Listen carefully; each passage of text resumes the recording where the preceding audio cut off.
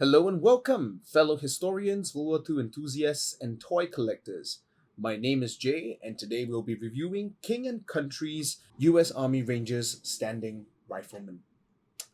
So, this figurine here was released back in 2010, and it falls under the D-Day 44 World War II collection. As you can see here, he's pretty much decked out and ready to assault the beaches of Normandy.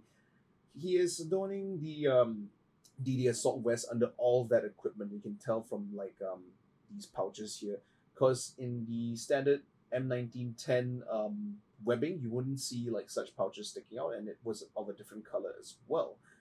And but aside from that, everything else is pretty much a standard GI. What you will find on a standard GI. His uniform, his cover here, it is actually the M41 Fugue jacket. I believe the M43 Fugue jacket was more of an olive green color, which would be almost similar to his trousers here, which looks a bit like the HBT trousers that most GIs were issued by this time. And well, as the name suggests, he is a rifleman, so he is carrying an M1 Garand. Now, the reason why I really love these King and Country figurines is because of their near insane level of detailing as well as attention to detail. Now, why I say that is because just looking at the equipment that he is wearing, including the vest and including the green bracelet here, as well as the black gloss pouch here, you can tell that this figurine depicts a rifleman that is ready to assault the beaches of Normandy. So the gas bracelet is supposed to change color when in contact with different chemical agents. And the other piece of equipment that he has that would indicate as such would be the, as I mentioned, the gloss bag that he has on his chest. This here is a gas mask pouch that was actually issued back in the day. And most of them were advised to carry these because of the fear that the Germans would use gas attacks to repel any occupation or any assault on Europe at the time. So that fully explains why these two equipment are predominantly more important than everything else here. And the other piece of equipment which we have already talked about is the assault vest that this soldier is wearing. So this was actually issued for Operation Overlord and thereafter. So when you look at this figurine, he wouldn't have been one of those rangers who assaulted Italy. He wouldn't have been one of them who assaulted Africa or North Africa for that matter. He would be specifically kitted out and ready to go to Europe instead of all the other locations. And because of that reason, it would be odd if you have a diorama depicting the preparations for Operation Husky with this figurine there, because it wouldn't really be historically accurate. But anyways, we're going to move on to the rest of his equipment, which will start from over here. If I'm not wrong, that pouch that he has on his left chest is supposed to be a first aid kit. And this was mostly issued to them. Some of them would actually put it on their helmets. Usually, those would be the airborne paratroopers from the 101st and 82nd. You would find this attached to the front or even the sides of their helmets for faster access. And in this case, he placed it on his left chest, so it's easier for him to reach for it if he ever needs it. So it's more of like a personal first aid kit, but of course they can use it for their comrades as well.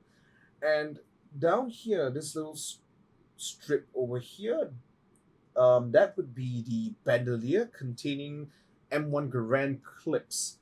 So it's usually under, like, aside from these bandoliers, they would actually have an additional belt where they would store even more clips for their weapons. Usually riflemen with M1 Garands or M1903 Springfield rifles, they would have such bandoliers as well as a ammunition belt. Underneath that bandolier, you can see this pouch here. It is usually a first aid kit, but sometimes, if I'm not wrong, there are similar pouches that would be used to hold compasses as well. And if we swing around to the back over here, or more of on his left shoulder here, you can actually see the Ranger Diamond, his unit insignia that's actually sewn onto his uniform over here. And if we move around to this, to his back, you can see he has a canteen pouch with what I believe would be a 1 liter canteen made of aluminium, as well as a bayonet attached to the top pack of his assault vest, and of course the M1910 shovel with the carrier pouch. And now moving on to his footwear, this ranger adorns a pair of American rough-cut boots made of suede leather. These aren't the service boots, or at least I'm led to believe that, as the service boots are a darker mahogany brown color, whereas these boots are a lighter shade of brown, similar to the rough-cut boots issued at that time. The piece of cloth covering the boots are the M1938 canvas leggings, which were general issue at the time. I love how they add these small details of the little hooks and the lace that the laces would run through, and additionally, the creases of the trousers really adds to the details of the figurine. The reason why they would tuck their trousers into the leggings was to prevent sand, silt, and insects from crawling in and making it uncomfortable for the soldiers. The airborne equivalent would be to blouse their trousers using their high-cut jump boots. Now, I'm not the kind to nitpick on figurines. This one here is honestly extremely well detailed for its time. However, it is not without its own shortcomings. As this soldier is a US Army Ranger, his helmet would typically have the signature orange diamond on the back, mostly with a number corresponding to his battalion. However, I understand that for its time, this figurine is still well detailed, and personally, I would look past the fact that it's missing the insignia, not as an oversight on King and Country's end. They were and still are extremely attentive to details.